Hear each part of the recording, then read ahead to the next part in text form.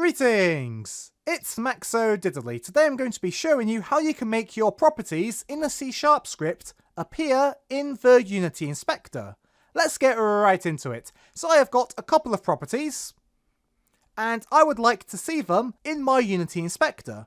And there's a really simple way to do that. So what you want to do is, above each property, you want to do square bracket field : SerializeField. And if you do that, and save your work, and go into Unity, you'll notice we can now give values to these properties in the inspector.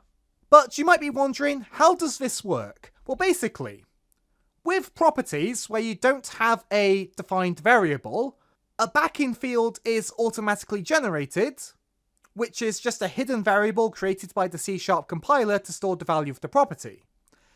And the SerializeField attribute allows Unity to target this back-in field for serialization, which makes it visible to the inspector. Without this attribute, Unity would not serialize properties, since it only works with fields.